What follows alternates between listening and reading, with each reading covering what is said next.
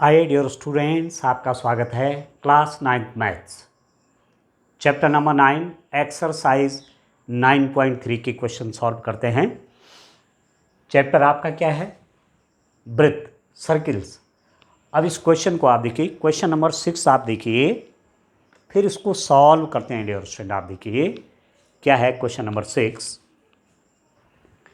ABCD एक चक्रीय चतुर्भुज है। ये सर्किल है तो ABCD कोई चक्रीय चतुर्भुज है। अब आप जानते हैं चक्रीय चतुर्भुज क्या हुआ? चक्रीय चतुर्भुज मतलब जिसके चारों शीर्ष वृत्त पर हों। ABCD ये चक्रीय चतुर्भुज है क्योंकि इसके चारों शीर्ष वृत्त पर है। क्लियर? अब देखिए एक चक्र जिसके विकर्ण एक बिंदु E पर प्रतिच्छेद करते हैं। यदि मैं A को C से मिला दूं और D को मैं B से मिला दूं तो ये विकर्ण प्रतिच्छेद कर रहे हैं किस बिंदु पर? E पर। E पर मतलब ये जो चक्रीय चतुर्भुज है इसके विकर्ण एक दूसरे को बिंदु E पर प्रतिच्छेद करते हैं। एंगल DBC ये वाला एंगल दिया हुआ है, that is equal to 70 degrees. और एंगल BAC ये भी दिया हुआ है, दैट इज 30 डिग्रीज। हो तो एंगल BCD का मान ज्ञात कीजिए। एंगल BCD ज्ञात करना है, ये वाला एंगल चाहिए। ठीक हो गया? ABCD एक चक्रीय चतुर्भुज है, इसके विकर्ण एक दूसरे को बिंदु E पर प्रतिच्छेद करते हैं। एंगल दिया हुआ है DBC ये 70 डिग्री है और BAC ये 30 डिग्री है। तो एंगल BCD ज्ञात कीजिए, BCD की वैल्यू चाहिए।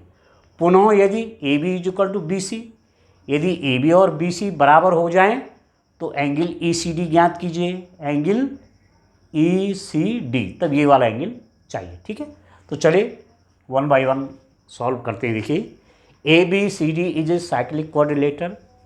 ABCD साइक्लिक क्वाड्रिलेटर है। क्यों?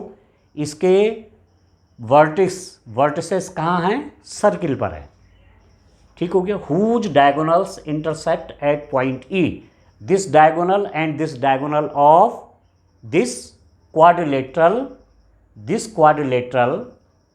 the diagonals AC and BD intersect at E. This is given.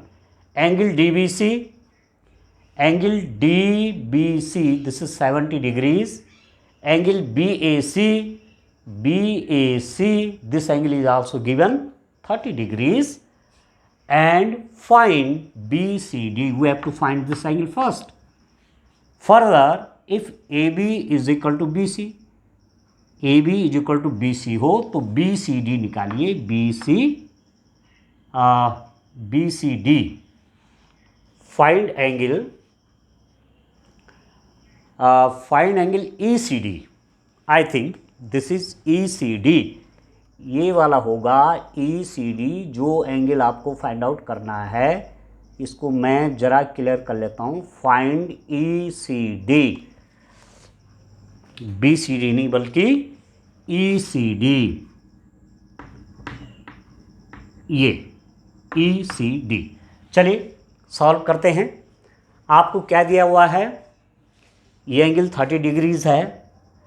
अब देखो इसमें कुछ प्रॉपर्टी यूज करता हूं।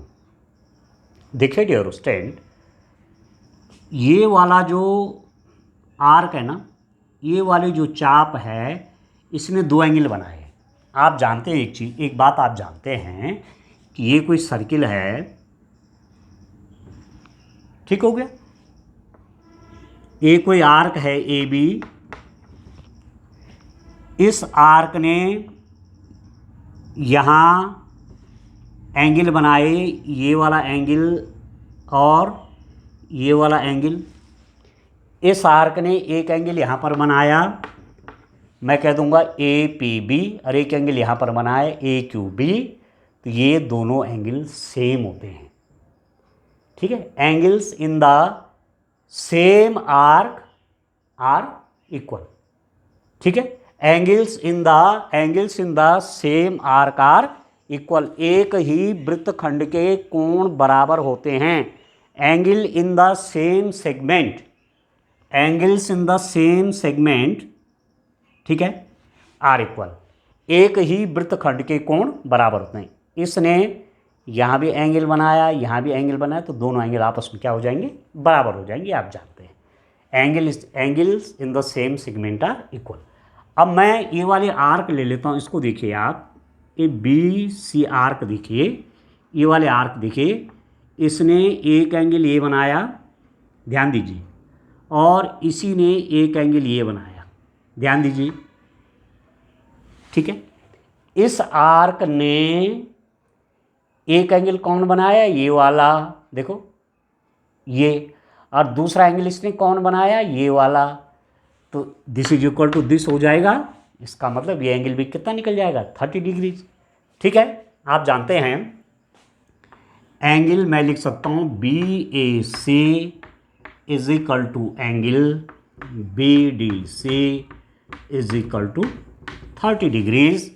ये वाला एंगल, ये वाला एंगल सेम होंगे, क्योंकि एक ही सेगमेंट में बने हुए हैं। इस आर्क के द्वारा, ये आर्क है ना, इस आर्क के द्वारा ये एंगल बना, और इसी आर्क के द्वारा ये एंगल बन गया, तो ये दोनों एंगल क्या हो जाएंगे, सेम हो जाएंगे। ठीक है, क्योंकि हम जानते हैं angles in the same segment, angles in the same segment are equal. एक ही वृत्तखंड के कोण बराबर होते हैं। एक ही वृत्तखंड के कोण बराबर होते हैं, इस बात को आप जानते हैं। इसलिए एक ही वृत्तखंड में हैं दोनों कोण, इसलिए मैंने इनको बराबर लिख दिया, this is equal to this 30 degrees. ठीक हो गया, तो ये भी आपके पास आ गया। ये तो ई पॉइंट है, ये वाला पॉइंट ऑफ इंटरसेक्शन, तो ये भी 30 डिग्रीज आ गया। अब इस ट्रायंगल में देखो आप, इसमें इस ट्रायंगल में ये 70 डिग्री एंगल है, ये 30 डिग्री, तो आसानी से निकल जाएगा।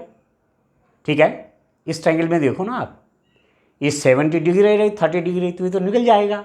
ठीक है, ट्रायंगल, इन ट्रायंगल, किस ट्रायंगल में, B D C, triangle B D C में angle B D C plus B D C plus D B C, D B C plus angle B C D is equal to 180 degrees. Angle B D C ये वाला angle plus D B C ये वाला angle plus B C D, इन तीनों angle का सम 180 degrees आ गया। त्रिभुज के तीनों अंतः कोणों का योगफल 180 डिग्रीज होता है। Sum of all the interior angles of a triangle is 180 degrees. तो दिस प्लस 180 हो गया। BDC आपको मालूम है, BDC this is 30 degrees plus DBC this is 70 degrees plus angle BCD is equal to 180 degrees. ये 100 हो गया, 70 plus 30 100 degrees plus angle BCD is equal to 180 degrees. This implies that angle BCD is equal to 180 degrees minus 100 degrees, that is 80 degrees। इसको right hand side में ले गया तो 180 में 100 गया तो 80 डिग्रीज हो गया। BCD ये वाला एंगल BCD 180 आ गया। तो एक तो आपको यही पूछा हुआ था कि find angle BDC, find angle BCD, BCD angle ज्ञात कीजिए। एक तो आ गया, ये तो आ गया हमारे पास 80 डिग्रीज। ठीक हो गया डियर स्टूडेंट। अब इसका जो दूसरा वाला पार्ट है उसको सॉल्व करते हैं। आइए देखते हैं। ये तो मेरे पास निकल गया, मैं यहाँ लिख देता हूँ angle BCD is equal to 80 degrees. ठीक हो गया, BCD 80 डिग्रीज आ गया। अब इसका जो दूसरा वाला पार्ट है उसको सॉल्व करते हैं डियर स्टूडेंट। दूसरा क्या पूछा हुआ है, इसी क्वेश्चन के दो पार्ट है ना, इसी क्वेश्चन में 2 पार्ट्स है ना, तो एक पार्ट तो निकल गया, अब दूसरा पार्ट निकालना है। ठीक हो गया, तो चलिए आप देखिए दूसरा क्या है डियर स्टूडेंट, दूसरे पार्ट में क्या है उसको देखते हैं। दूसरा हमको दिया हुआ है, आप देखिए, यदि AB is equal to BC दिया है, गिवन क्या दिया हुआ है, AB is equal to BC, AB is equal to BC। क्या क्या दिया हुआ है, AB कौन सा है, AB ये वाला, AB is equal to BC, ये AB और BC दिया हुआ है। अब इस ट्रायंगल में देखो आप, इसमें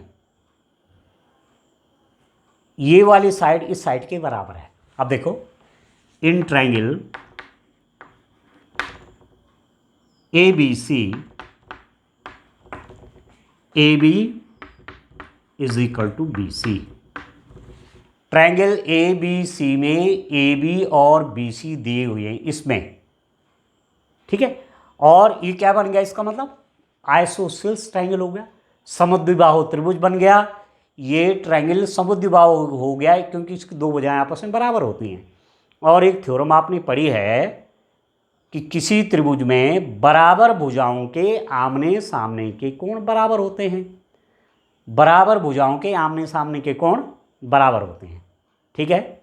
the angle opposite to equal sides are equal, this is equal to this. तो इसके सामने का ये वाला एंगल और इसके सामने का ये वाला एंगल, ये ठीक है, इसके सामने ये एंगल पड़ रहा है, आप देखो ना, ये इसके सामने ये एंगल है और इस साइड के सामने ये एंगल, तो ये एंगल भी आपस में बराबर हो जाएंगे।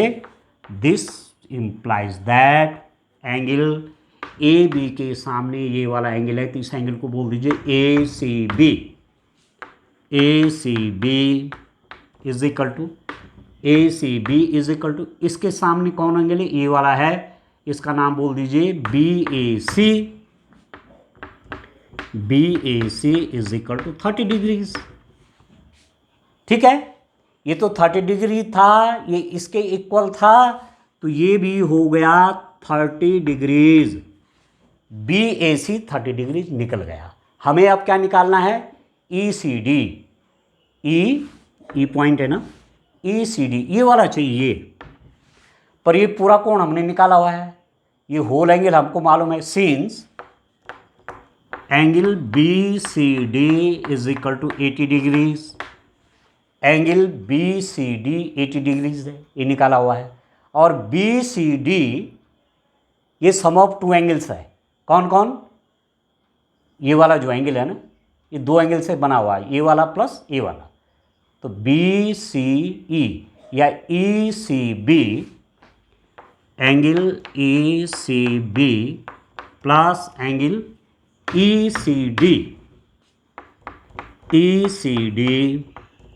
Is equal to 80 degrees. ये वाला एंगल आप देख रहे हैं, ये वाला एंगल, इसके 2 पार्ट हो गए, ये वाला पार्ट प्लस ये वाला पार्ट, इसका नाम मैंने क्या बोला, ECD, ठीक है। एंगल ECB, D नहीं, ECB ये वाला पार्ट प्लस ये वाला ECD, ये लिख दिया 80 डिग्रीज। अब मेरे पास क्या निकला हुआ है, मेरे पास निकला हुआ है ACB। आप देखो एंगल ACB कितना है, 30 डिग्रीज। एंगल ACB ए सी बी बोलो चाहे ई सी बी बोलो, एक ही बात है। Angle E C B is equal to 30 degrees. इस एंगल का नाम या तो ए सी बी आप पढ़ रहे हैं या ई सी बी पढ़ रहे हैं, एक ही बात है, एंगल तो वही है। तो ये वाला एंगल जो है ई सी बी हमारे पास 30 डिग्रीज है, तो 30 degrees plus angle E C D is equal to 80 degrees. This implies that angle ECD is equal to 80 degrees minus 30 degrees, तो angle ECD is equal to 50 degrees. Angle ECD ये वाला angle निकल गया 50 degrees, और ये हमको find out करना था कि find angle ECD। Angle ECD निकालिए और वो कितना आ गया, 50 डिग्रीज आ गया। ठीक है, चलिए नेक्स्ट क्वेश्चन सॉल्व करते हैं। आइए डियर स्टूडेंट, क्वेश्चन नंबर 7 देखिए। यदि एक चक्रीय चतुर्भुज के विकर्ण उसके शीर्षों से जाने वाले वृत्त के व्यास हों। अब देखो, चक्रीय चतुर्भुज मैं बना लेता हूं, एक चक्रीय चतुर्भुज बना लेता हूं।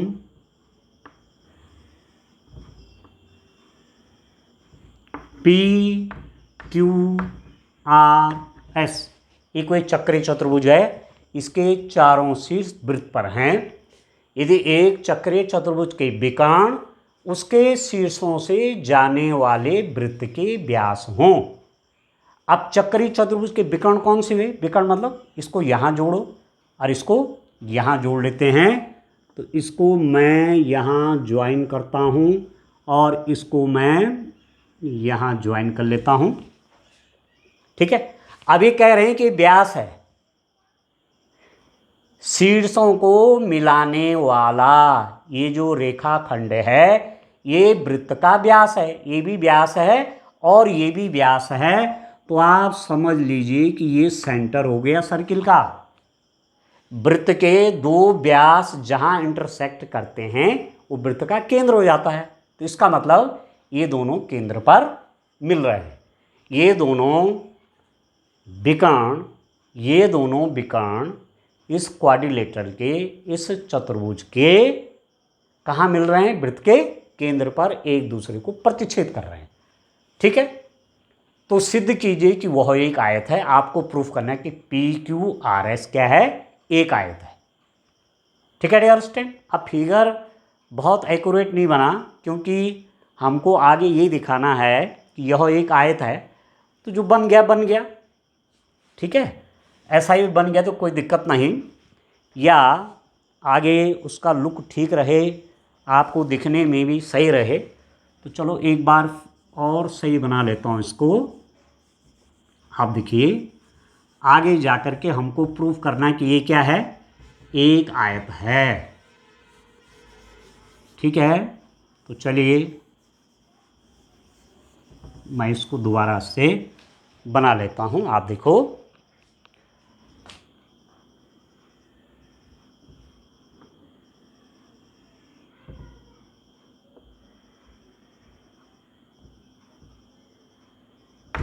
चलिए एक मैं ये ले लेता हूँ,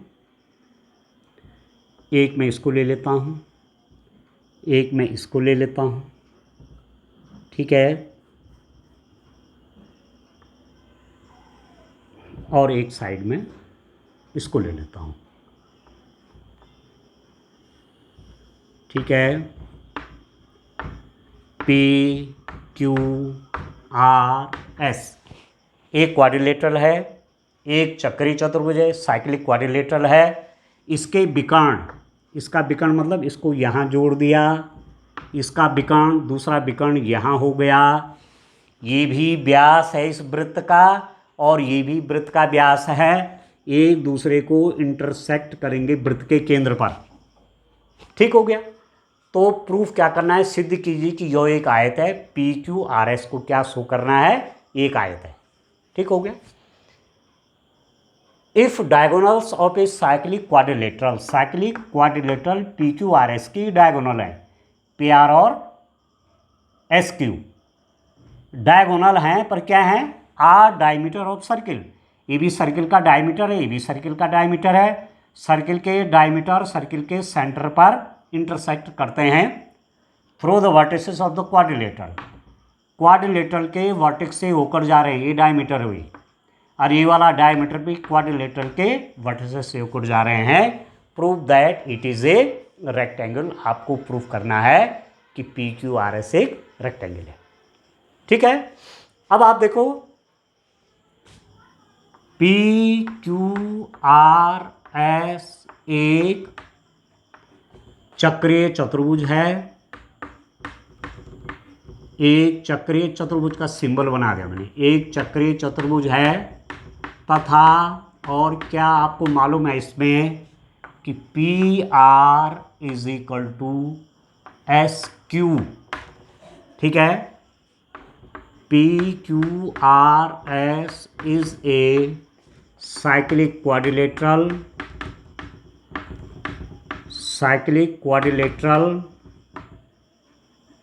and P R is equal to S Q. ठीक हो गया।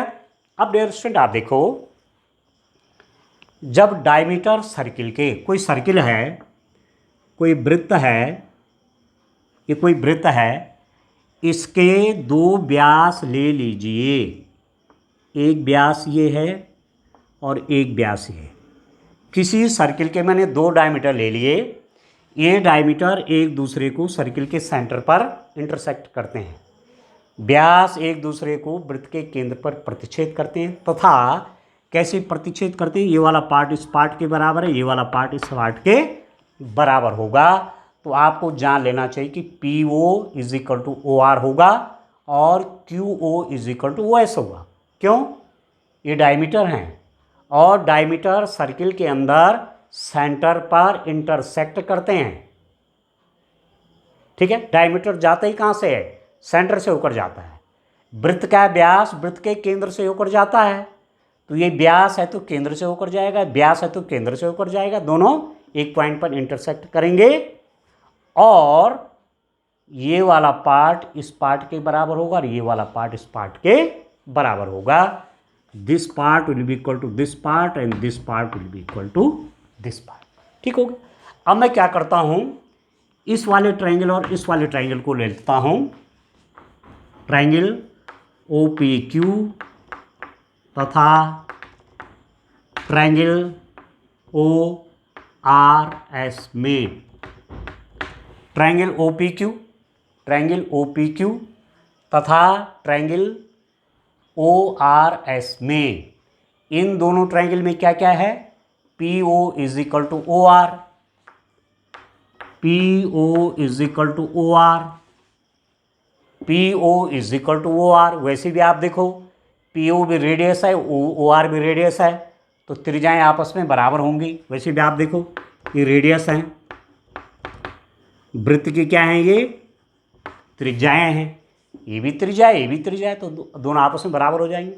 दूसरा देखो ओ क्यू भी त्रिज्या है और ओ एस भी त्रिज्या है। O Q is radius as well as O S is radius. O Q is equal to O S, ये भी रेडियस है, ये भी त्रिज्याएं हैं। Angle P O Q is equal to angle R O S, ये वाला एंगल इस वाले एंगल के बराबर होगा। ये दोनों एंगल आपस में बराबर होंगे, इनको बोलते हैं शीर्षाभिमुख कोण। दो रेखाएं ऐसी काट रहे हैं ना, तो ये वाला एंगल इसके बराबर होता है, शीर्षाभिमुख कोण, वर्टिकली अपोजिट एंगल, और ये वाला एंगल इसके बराबर होगा, तो ये वाला एंगल इसके बराबर हो गया। ये मैंने लिख दिया। क्या लिखेंगे? वर्टिकली अपोजिट एंगल्स, शीर्षाभिमुख कोण, शीर्षाभिमुख कोण, शीर्षाभिमुख कोण। ठीक है, तो ये साइड इसके इक्वल है, ये साइड इसके इक्वल है, इन दो इक्वल साइड्स के बीच का ये वाला एंगल इन दोनों इक्वल साइड्स के बीच के इस एंगल के बराबर है। इसका मतलब triangle O P Q is congruent to triangle O R S. Triangle O P Q और triangle O R S congruent हो गए, सर्वांग सम हो गए। ये त्रिभुज इसके सर्वांग सम हो गया। इसका मतलब जब सर्वांग सम हो गए तो ये वाली साइड और ये वाली साइड भी आपस में बराबर हो जाएंगे। दिस इंप्लाइज दैट, क्या लिख दिया मैंने, P Q is equal to S R. ठीक है, कैसे कैसे, C P C T, corresponding parts of congruent triangle.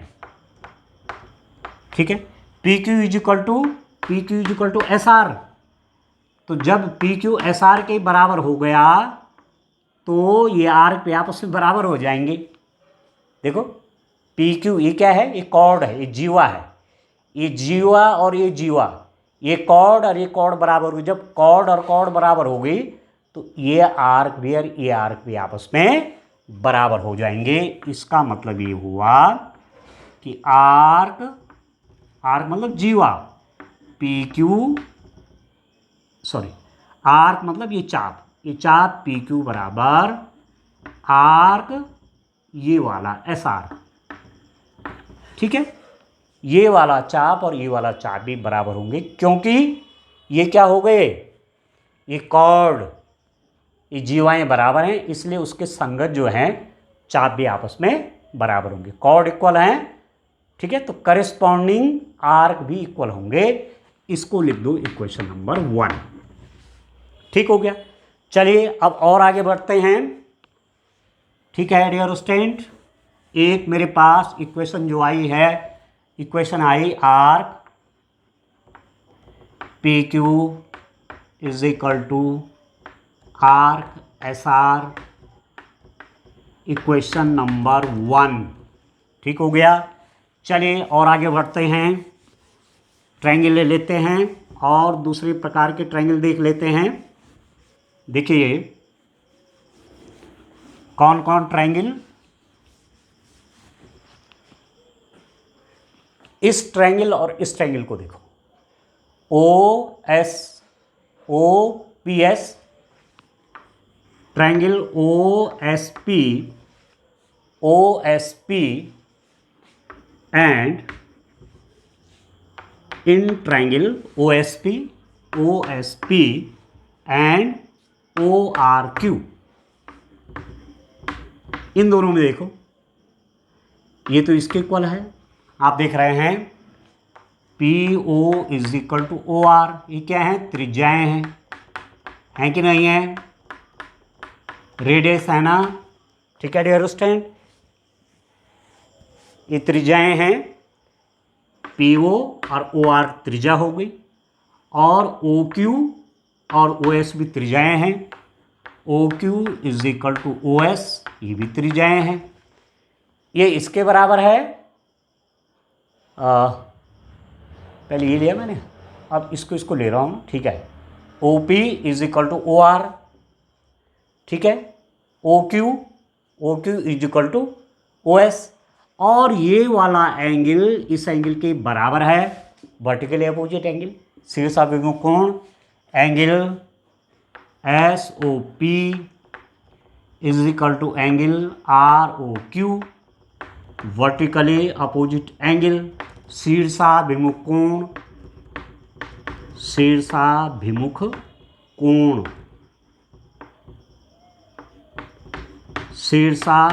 कोण, ये वाला एंगल इसके बराबर है। तो क्या हुआ, देखो ये साइड इसके इक्वल है, ये साइड इसके इक्वल है। इन दो बराबर साइड्स के बीच में देखो ना, साइड एंगल साइड, इन दोनों साइड्स के बीच का ये एंगल इन दोनों साइड्स के बीच के एंगल के बराबर है। तो this implies that triangle O S P is congruent to triangle O R Q. Triangle O S P ये वाला ट्रायंगल और ओ आर क्यू कॉन्ग्रेंट हो गए, सर्वांग सम हो गए। कैसे? साइड एंगल साइड से, साइड एंगल साइड, ठीक है, साइड एंगल साइड, ठीक है ना, ठीक है ना। एक त्रिभुज की दो भुजाएं और उनके बीच का कोण दूसरे त्रिभुज की दो भुजाओं और उनके बीच के कोण के बराबर हों तो त्रिभुज सर्वांग सम होते हैं। Two sides and included angle of one triangle is equal to two sides and included angle of other triangle, then these two triangle become congruent. जब कॉन्ग्रेंट हो गए, ए इसके कॉन्ग्रेंट हो गया तो ये वाली साइड और ये वाली साइड बराबर हो जाएंगी, ठीक है। तो इसका मतलब ये वाली साइड और ये वाली साइड भी क्या हो गई? बराबर हो गई। S P is equal to R Q, ये वाली साइड एस पी और आर क्यू बराबर हो गए। जब साइड बराबर हो गए, और ये अपने आप में क्या हैं? ये कॉर्ड हैं, ये जीवाएँ हैं, जीवाएँ बराबर हैं तो उनके संगत चाप भी बराबर होंगे। ये कॉर्ड इसके बराबर है, इसके, इसलिए ये वाली आर्क, ठीक है, ये वाली जीवा इसके बराबर है, इसलिए ये वाला चाप इस चाप के बराबर होगा। ये कॉर्ड इस कॉर्ड के बराबर है, इसलिए ये आर्क और ये आर्क आपस में बराबर होंगे। इसका मतलब हुआ डियर स्टूडेंट, चाप या आर्क एक ही बात है। चाप बोलो, आर्क बोलो। चाप S P is equal to चाप आर क्यू। ये है चाप, ये है आर्क, ठीक है। ये हो गया हमारे पास इक्वेशन नंबर 2। अब आप देखो, मैं इक्वेशन 1 और 2 को यहां पर लिख लेता हूं। इक्वेशन 2 मेरे पास क्या ही है कि चाप एस पी मतलब arc S P is equal to arc R Q, equation number 2, ठीक है। चाप बोलो, आर्क बोलो, एक ही बात है। अब ये इसके इक्वल है, ये इसके इक्वल है, दोनों को प्लस कर देते हैं, पी क्यू और S P. Adding equation 1 and 2, समीकरण 1 और 2 को जोड़ने पर, ठीक है। समीकरण 1 और 2 को जोड़ देंगे तो क्या हो गया? क्या हो गया डियर स्टूडेंट? समीकरण 1 और 2 को जोड़ दिया तो क्या निकल जाएगा? आप देखो, इन दोनों को प्लस कर लीजिए, arc P Q plus arc S P is equal to arc S R plus arc R Q. ये इसमें प्लस हो जाएगा, इसमें प्लस हो जाएगा। अब P Q plus S P, P Q plus S P, तो ये क्या हो गया? ये पूरी आर्क हो गई, ये पूरा आर्क हो गया डियर स्टूडेंट।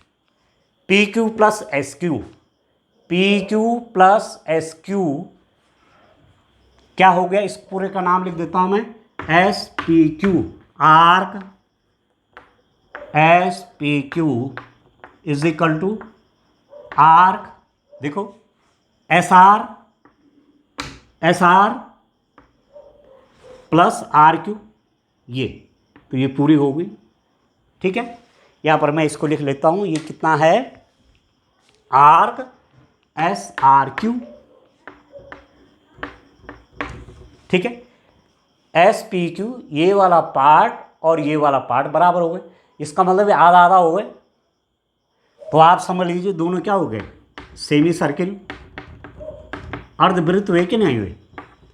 आधा वृत्त ये है और आधा वृत्त ये है, ठीक है, ठीक है डियर स्टूडेंट। आधा वृत्त ये है और आधा वृत्त ये है। और आपने पढ़ा है कि अर्धवृत्त में स्थित कोण समकोण होता है।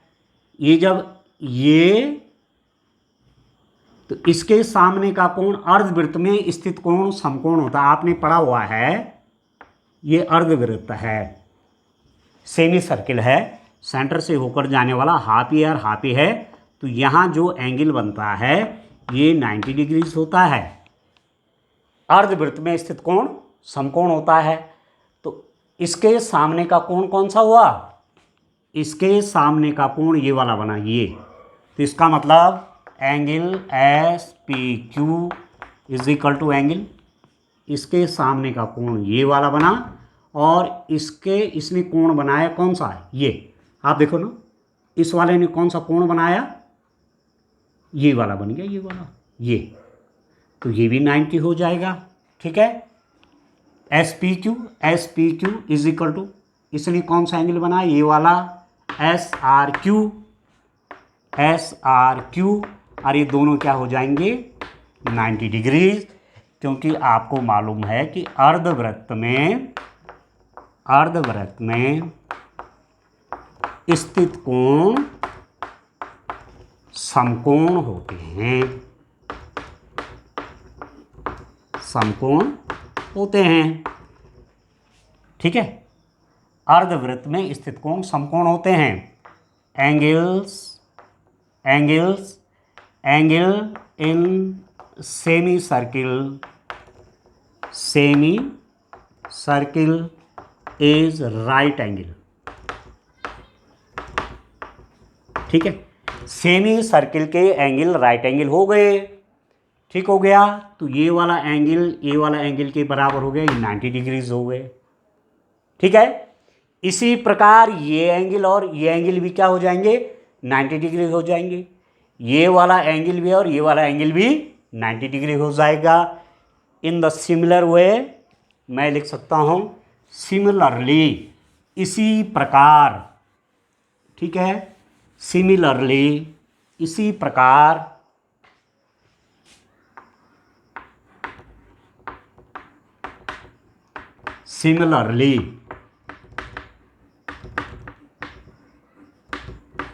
ये वाला एंगल और ये वाला एंगल भी क्या हो जाएंगे 90 हो जाएंगे। ठीक है डियर स्टूडेंट, ये एंगल भी और ये एंगल भी क्या हो जाएंगे 90 डिग्रीज हो जाएंगे। Angle P S R is equal to angle P Q R, ठीक है, इज इक्वल टू 90 डिग्रीज। ये वाला एंगल और ये वाला एंगल तो 90 डिग्रीज थे। सिमिलरली इसी रूप में ये वाला एंगल और ये वाला एंगल भी 90 हो जाएंगे। ठीक है, तो अब क्या होगा, आप देखो चार चीज़ें हो गई, पी एस आर ये वाला एंगल इस एंगल के बराबर हो गया, 90 हो गया। दूसरा हमने क्या लिखा था, ये वाला angle S P Q is equal to angle S R Q, ये भी 90 डिग्रीज थे। ये वाला एंगल इसके बराबर 90, ये वाला एंगल इसके बराबर 90, तो अपोजिट एंगल 90 डिग्री हो गए। तथा और मेरे पास हमने इससे पहले क्या प्रूफ किया था, हमने ये भी प्रूफ किया था कि side P Q is equal to side S R. P Q भुजा और एस आर भुजा बराबर निकली थी, और भुजा एस पी और R Q side S P is equal to side R Q. ये भी हमने पहले प्रूव कर चुके हैं कि ये वाली साइड इस साइड के बराबर है और ये वाली साइड इस साइड के बराबर है। तो इसका मतलब पी क्यू आर एस एक आयत है। ठीक है, this implies that P Q R S is a rectangle. ठीक है, पी क्यू आर एस एक आयत है। आयत की क्या विशेषता होती है, आयत की क्या विशेषता होती है डियर स्टूडेंट, आयत की विशेषता होती है कि उसका प्रत्येक कोण क्या हो गया 90 अंश। ठीक है, प्रत्येक कोण क्या हो गया 90 अंश, ये भी 90, ये भी 90, ये भी 90, ये भी 90, ये तो हमने दिखा दिया, प्रत्येक कोण 90 अंश हो गया। ठीक है, each and every angle is 90 degree. अब इस कोण को आप ऐसे भी कहते हैं, जब ये डायमीटर है तो इसके द्वारा यहाँ एंगल जो बनाएगा ये भी 90 होगा।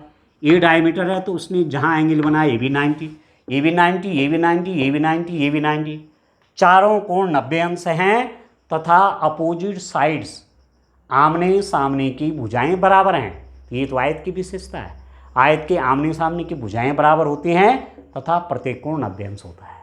ठीक है, इसलिए हमने क्या लिख दिया, P Q R S is a rectangle, proved. जो आपको प्रूव करना था, लाना था, वो सिद्ध हो गया।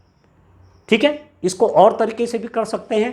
जब ये डायमीटर है तो स्वाभाविक है ये अर्धवृत्त है, और ये अर्धवृत्त है तो ये वाला एंगल स्वाभाविक 90 डिग्रीज हो जाएगा। ठीक है। फिर ये वाला डायमीटर है तो ये वाला अर्धवृत्त है, सेमी सर्किल है, तो ये सेमी सर्किल है तो ये वाला एंगल 90 हो जाएगा। अर्धवृत्त में स्थित कोण समकोण होता है, angle in the semi circle 90 degree. ठीक, फिर आप देखो ये भी क्या है, ये भी डायमीटर है, तो ये डायमीटर है तो ये क्या है, अर्धवृत्त, सेमी सर्किल है, तो सेमी सर्किल में ये वाला एंगल, सेमी सर्किल देखो डायमीटर यहाँ एंगल बनाएगा, ये भी 90 डिग्रीज हो जाएगा, ये सेमी सर्किल। ठीक हो गया। हम क्या कह रहे हैं, ये डायमीटर है तो ये वाला सेमी सर्किल, ये वाला अर्धवृत्त यहाँ 90 डिग्री का एंगल बनाएगा, तो ये भी 90, ये भी 90, ये भी 90, ये भी 90, हो गया 90 90 90, प्रत्येक एंगल 90। और ये हमने प्रूव कर दिया कि अपोजिट साइड्स भी इक्वल है, प्रत्येक एंगल 90 डिग्री हो गया, आमने सामने की भुजाएं बराबर हैं, तो यही तो आयत की विशेषता है। ठीक है डियर स्टूडेंट, तो इस रूप में क्वेश्चन करना है। Thank you.